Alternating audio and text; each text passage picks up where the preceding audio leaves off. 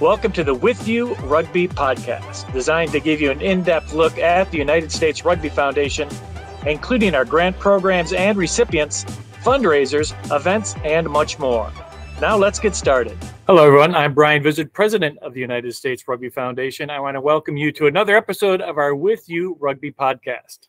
And as we get closer to our 2023 U.S. Rugby Hall of Fame induction ceremony, which is set for Salt Lake City on Saturday, September 16th, we thought we'd get to know this year's Hall of Fame inductees and special award recipients just a little bit better.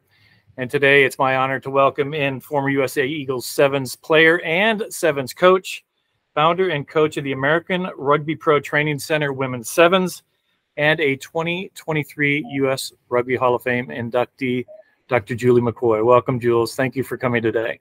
Glad to be here, Brian. As we do with all our guests, Jules, where are you talking to us from today? God's country, Little Rock, Arkansas. All right. Yeah. Cool. And as we do with all our guests too, we want to know them a little bit better. So tell us about where you grew up and what sports you played as a kid. Well, you know, Brian, you and I are similar in generations. And back in the day, we played all the sports. It was called backyard sports. And I grew up not wanting to play dolls, not because they weren't worthy. It's just I didn't think they were very much fun. So I played with all the boys, actually. There were only a couple of girls that actually liked sports back then. Wasn't really, you know, accessible as it is today. And so we played backyard sports in the backyard. I mean, it was no rules, no parents, no coaches. Just all the ball sports, and I just loved sports from the beginning. Did you play any high school sports? What did they offer back then? Well, you know, they had in Arkansas, of course, we had no soccer. We had volleyball, basketball, and track. And I was never really good at the sports that went up and down. I was really good at the sports that went side to side. So I took a different career path. I did music and played intramural sports and club sports during that time. I liked softball. I liked, you know, flag football, which was really cool because I grew up playing football in the backyard with the guys. And so I really didn't have any formal training. There was no formal training back then. You just got your hands on balls. They're all different size balls, and you just practiced on your own. You didn't even know you were practicing. We didn't even know that was what it was called. We just played. Right. Now you attended Hendrix College in Conway, Arkansas, and was the female intramural athlete of the year your junior and senior years. I got to know, what intramural sports did you play to get those awards? You know, it was really critical that I did something outside of my chemistry major to keep me sane. And so I have to tell you, I was instrumental at creating the league and our team, our dorm team called the Vizard Vacuums. It was a girls flag football league, and you played each other's dorms. It was highly competitive. And then there was a co-ed league where the rules were that your quarterback had to be a girl. And I just happened to be really good at football. And so, I mean, guys would come and take me to dinner and try to court me to be on their teams and stuff like that. You know, like, we have to have Jules. You cannot win without Jules as your quarterback. So I got a lot of fame early on. I'll tell you that our team cheer for the VZ Vacuums was "Suck It Up." So totally different generation. But I had a lot of vim and vigor, and I was very, I guess, more organizational, just kind of ended up being in rugby. And so they gave me the intramural athlete of the year because I'm just so excited about it. I think they were afraid to disappoint me. Oh, that's great. I remember I had intramural sports at Michigan State. I played some volleyball, and then I played water polo. But we were in inner tubes. No, yes. We were in inner tubes. We were in inner tubes, Jules. So I tried that. I tried that. It was one of the harder sports. We had intramural water polo. It was ridiculous. Yeah, but were you in inner tubes? No. No, we didn't do we were floating in inner tubes. We played, yeah, naked practically with our suits on. Okay. Like you were going to drown just to try to catch the ball. But that was you're right. I forgot about water polo. That was hard. I wasn't very good at water polo, but I did attempt it. So. Okay. Now, Jules, how'd you first get introduced to rugby? Well, it's a fun thing. So I had been recruited for a number of years in Little Rock, where I went to med school, and then it was time for me to go to do my residency and fellowship. And I went to Tulane down in New Orleans, and I remember thinking, I don't know anyone down here. And I thought, well, where can I find, similar others? And I thought, well, maybe they've been trying to get me to play rugby for 2 or 3 years. Maybe I'll try it, because I saw a sign. So I show up, and I tripped into one of the best teams in the country. It was so weird, so random. I could have just tripped into the worst team in the country, but instead I had instant, really good rugby player teammates. And I remember starting at playing sevens, and they said, okay, this is what you do. And I go, okay. And I kept throwing the ball forward slightly, like not completely ridiculous, like a lot of the early, American football to rugby transitioners, but just slightly. And I remember thinking to myself, I should be better than this. And that's when I was hooked. I was like, I got to get better at this. This is just, it's antithetical to every American sport, right? Everything goes forward in sports in the United States. So I was hooked. I was like, I'm going to learn how to do this. It's kind of like golf now, but rugby sevens then. So that's how I got hooked, really, because it was too hard. It was hard. And I wanted that. I wanted that challenge. So sevens first that you got involved with? What positions did you play? Oh, they only let me play prop 1 and 3. I was, quote, a big girl, whatever that. I'm not even a big girl, right? But back then I was, right? And so, I could find places to rest in the game there. You know what I'm talking about. You were forward. And so, I got yelled at some, which was good for me. We got yelled at a lot. So, I played prop and sevens. And then when I learned how to play 15s, they put me at 4, 5, 6, and 8. And then, of course, later in life, 12, because I got smarter. They only let smart people in the back line, apparently. But I graduated. I learned the game, and I got better at that. Well, you moved on. You played 15s and 7s for the Little Rock Rugby Football Club for 10 years. What did you like playing more, 15s or 7s? Oh, I really have to say that I enjoyed both. But 7s was more challenging. And again, I think I've just always been a glutton for punishment. I always just said, you know what, I want to do the hardest thing.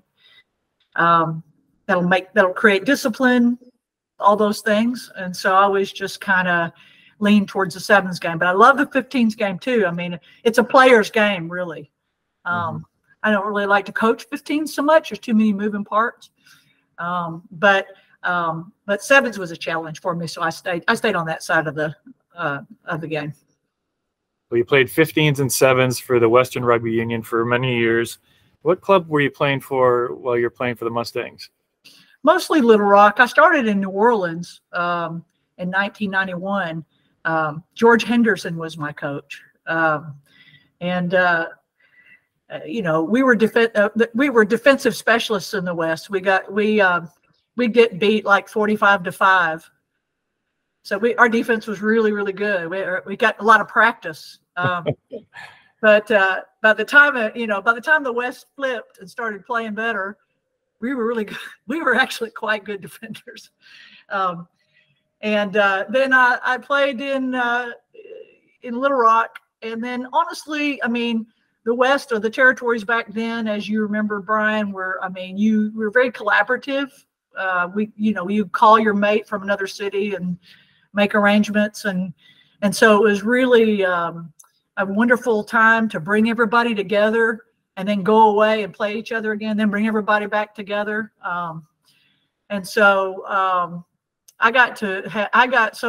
so many relationships from playing against Kansas City and Austin and Tallahassee, where Kathy Flores and them played, and New Orleans. I mean, you can't replicate that now. Well, you could, but we're not. I wish kids had that today, Yeah. I mean, the ITTs I thought were the best weekend in rugby. And did you enjoy those same weekends as much as I did? I think so. I mean, because we really felt part of it, right? You came, all the teams, all the best players supposedly got together, and then we did something together for a common goal. I mean, yes, you were trying to win at ITTs, but we all knew that was a part of the Eagle selection process, which meant that you were actually part of the scaffolding of that. And so when the Eagles played, you felt like you were connected to the national team, because you said, here, step here, or maybe step on me to get wherever you're going to go. And at the end of the day, everyone was pro USA. Like, there was I never heard anybody not wanting to root for the Eagles, either men or women, because they were part of the process. Yeah, I agree with that. Yeah. Now, Jules, after your playing days were over, you transitioned to coaching. Was that an easy or difficult transition for you to go from playing to coaching? I have to say, my heart is in coaching. My heart was in coaching. I was kind of like I was a captain a lot of times on my teams, because I was really kind of the coach on the field, if you will. I could, befriend the ref and get calls and stuff like that. I mean, I was like really the coach on the field. So I was kind of like that anyway. So when it was time for me when I realized that the younger folks were superior and I needed to get out of there, it wasn't, it wasn't bittersweet for me to hang my cleats up. Some people, as you know, Brian, probably you're one of them. Once you're a player and you never get out of the player's mindset, right? I'd say 90% of people I know still have the player's mindset at your age, right, Brian? I mean, you're still a player in your head, but it was easy for me to just kind of, I don't know, just say that was then, this is now. Now I have an ability to kind of maybe affect the game and maybe try some new things that, have a different pair of eyes on it. And I really, really enjoyed that piece. I still do, in fact. I mean, although I've gotten older, I don't coach as much anymore. I've matured through the game. I know most people don't believe that, but it's allowed for me to mature through the game. And I'm grateful for the opportunities that were given to me to move from player to coach, right? Yeah, and you did say, it allowed you to affect the game, and that led to assisting coaching gigs with two other Hall of Famers, Kathy Flores and Emil Cygnus. Does anything stand out from what you learned from those two that carried over into your own coaching experience? I mean, I had the best of both worlds, right? I mean, Kathy was one of my best friends. She was an excellent player, and she had a love for the game that was translatable to everyone. So, her passion and her love for the game, and I mean, on the field and off the field. I played with her with the Golden Eagles, and I played against her when I was playing New Orleans, and I coached against her, and I coached with her. And so, that Kathy kind of affected a lot of people, infected them with that. And so I would say that's what I probably got from Kathy the most, is just always trying to just love the game. If you don't have respect for the game, if you don't have love for the game, then you're missing out. No matter what game you're playing. If you don't want to just have it be everything to you, then you're missing out, really. And then Emil, of course, he was the attention to detail guy. So he was actually the opposite on the spectrum of Kathy. Kathy was more of a head coach, follow a leader by example. And I'm not saying that Emil wasn't a head coach. He was, but he knew everybody's 40 time by net. He knew your bleep test from 1976, or, I mean, so if you ask me which one I lean towards, it's more Kathy in regards to like who I mirrored or tried to emulate. And so I always tried to hire people as an assistant coach that were more like Abel, somebody that could bring those details to the game, because I was not as interested in somebody's 40 time. It was important, but there were so many other factors, right? So all the people that got to work with and them and for them, we all were that huge pedagogical tree. I mean, the respect that I have for those two, I can't count, and it's off the scale, the respect that I have for them. And I'm grateful that I was in the right place at the right time, actually. Well, you took over from Emil as head coach of the USA Women's Sevens teams. What are one or two highlights from your head coaching role with the USA Eagles Sevens? Well, there's so many, I got to say. All the teams that I ever coached, either from 2006 to 9, and even my short tenure from 15 to 16, actually got better and learned. For me, as a coach, i.e. teacher, when your students learn, for me, that makes it all worthwhile. If I see evidence to support that my teams learned and applied the principles and did that on their own without being told what to do, then I would feel emboldened to keep doing that. I would say during my first gig, it was Hong Kong Sevens. The short and dirty story of that is that for years, men and women, as you know, because you played in Hong Kong, Brian, people wanted to win Hong Kong Sevens. It was like that thing that you wanted to get off your back, right? So we, in the women's side, decided that whoever was going to win Hong Kong Sevens, the team, had to get a tattoo of the Hong Kong running man. Okay? That was what we said all the time. Well, can't get the tattoo this year. We didn't win. So in 2008, the girls came together, the staff got together, and we won Hong Kong. Well, we paraded around Hong Kong. Do you remember when they did the Parade of Nations around Hong Kong? Talk about fame. I mean, that was like fame, and then no one ever knew. We'd get off the plane and we'd go, we won Hong Kong, and no one knew anything. It was like, wait a minute, we were famous in Hong Kong, but we came off the plane. I was like, well, did anybody notice? No, they didn't know. But I will tell you, we all went down to probably a terrible location in Hong Kong, and we all have Hong Kong running man tattoos. So I'm branded for life with that program, that team.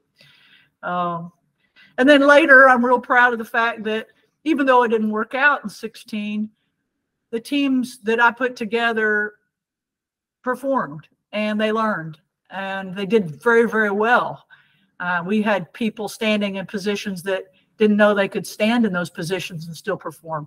And for me, that's the most important part. I'm very, very proud that I was able to coach the USA. It was one of the best times of my life, actually, on both sides.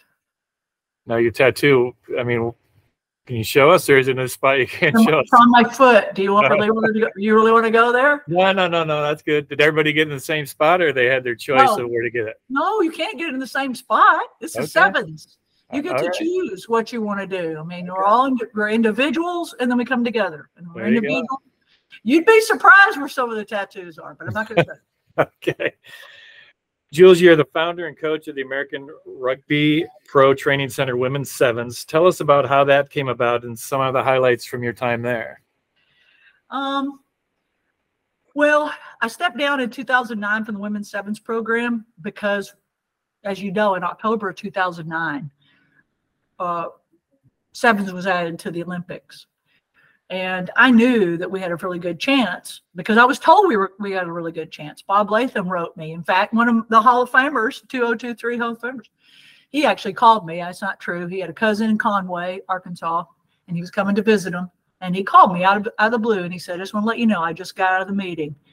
And the IOC was very, very, very impressed that a team that was from a non-rugby nation could be so competitive. And I was just floored and so happy to have been, a part of that. So then, honestly, I thought we should be like, get going, baby. Let's go. Let's put some money in it. Let's get this Olympics going. And then that's where I found out I wasn't in charge. But I became a board member, a USA Rugby board member. And I thought, well, maybe that's how I can get things started, But politics, the way they are, I was the only one voting for the women's sevens program, maybe one other person. So the money goes where the politics goes and where the most bang for your buck goes. So I just kind of said, well, okay, if I can't do it here and I can't do it there, I'm just going to at least do something. And, Brian, you and I are of the generation where, if things aren't getting done, you're supposed to do them. You take responsibility for things. And, people ask me that, well, why would you do that? Why would you even think that it was your job to do it? And it's like, well, I come from a different generation. We never asked permission to do anything. We were outside from 8 a.m. till 8 p.m. They had commercials that said, parents, do you know where your children are? So I just did it. I didn't ask permission, and I just wanted to create opportunities for coaches and players to try to get, up that scale again, just like we had ITTs. And then it just turned out at the same time they got rid of ITTs. So it's like, who's going to bridge the gap between, where's the gap going to be bridged? I just thought there was a need, So that's why I did it. It's because I cared about the program. I didn't want the program to fall off. Emil and us proteges, I couldn't be able to look him in the face if I'd let the program down. So that's really the reason. And we had such a great run. We were there for 8 years, and we learned so much. We learned what to do. We learned what not to do. We learned what worked, what didn't work. And we did that together, and I'm real pleased that and proud of all the participants. And hopefully they're giving back to rugby, right? Mm-hmm. Out there making things happen. Well, you developed a lot of young players through the ARPTC. Can you talk about 2 or 3 of those players that came through your program that made a name for themselves? Well, I picked this question you could ask me for a reason, and that is that I'm not going to say any. I'm not going to point out one player, and the reason why is because everybody has to be for everybody in my environment. You know what I mean? If you went to ARPTC, you know it, and you'll put your hand up and say, "Look, I was there, and this is what I learned from my time there." Okay, but kids get a lot of different opportunities now. And they're not really loyal to a little place anymore. They're really going to different places now, trying to grab tools and put them in their toolboxes, mm-hmm. right? And so I guess my answer to that is that I think all my kids are doing well, whether they made the Eagles or not, whether they are in rugby or not. That was really, really important to me is for kids to have a place where they find out that they're not good enough, a safe place they're not good enough, and a safe place to be when they are good enough. So we have some kids up there, and they know who they are, and they'll be there at the Hall of Fame dinner thing. But I just want to make sure that people understand that all my kids were important. Cool.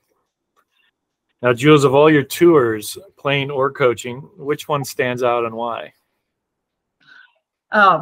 I'm going to tell you a story. This is my favorite, one of my favorite stories, and I have a lot of stories. Okay.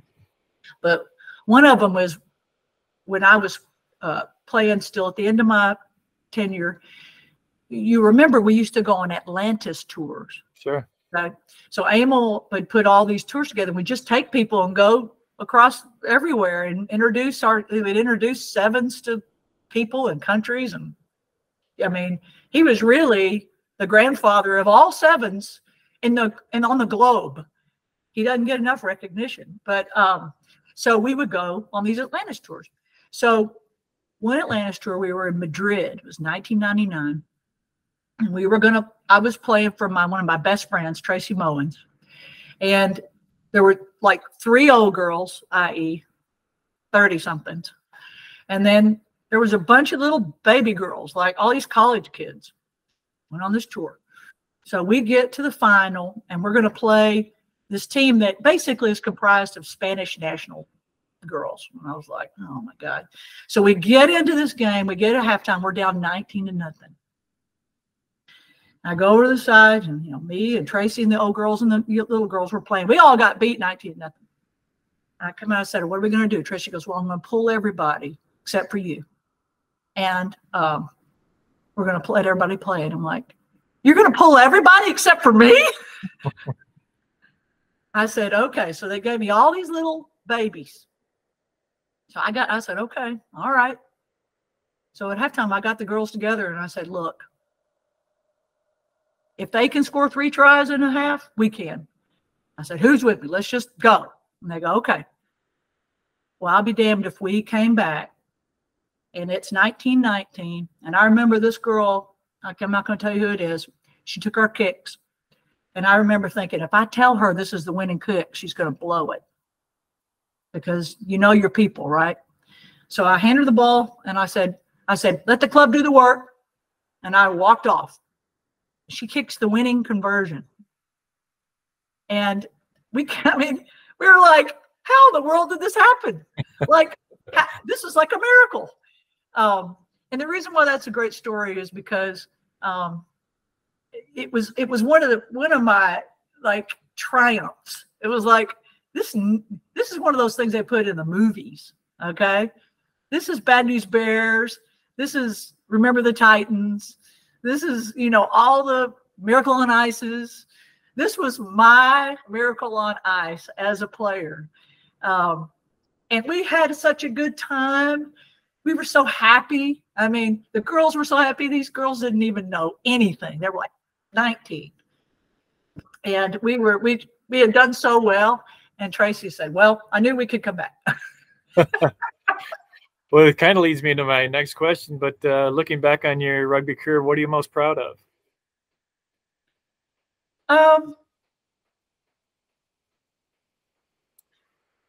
I think the thing that I'm most proud of is that I got to help carry Emil Cygnus's dream forward. It almost makes me cry because, he's getting older now, and he just lost his wife. And we loved him so much. We loved the program so much. And, the women's sevens program in the United States is the most sustainable winning program in the last 25 years. And I had something to do with that. And I'm going to see Emil in Saturday. I'm going up there for his wife's get-together thing. He's going to do his eulogy for his wife. Can you believe it? But anyway, I'm going to go up there. I'm going to hug his neck because he was the dad. He was my dad to me. And so I think that's the thing that I'm the most proud of, that I got to be part of that. It was awesome. Awesome ride. Jules, one final question. What does being selected to the United States Rugby Hall of Fame mean to you? Well, it just acknowledges me as an icon. And I stand with giants. And I worked hard for that. It's well-deserved, Jules. Thank you for spending the time with us today. Congratulations. Once again, I look forward to shaking your hand, giving you a hug in September. Thank you. Well, folks, that's going to do it for this edition of our With You Rugby podcast. For more information about the U.S. Rugby Hall of Fame and U.S. Rugby Foundation, go to our homepage at usrugbyfoundation.org. Until next time, stay safe, everyone.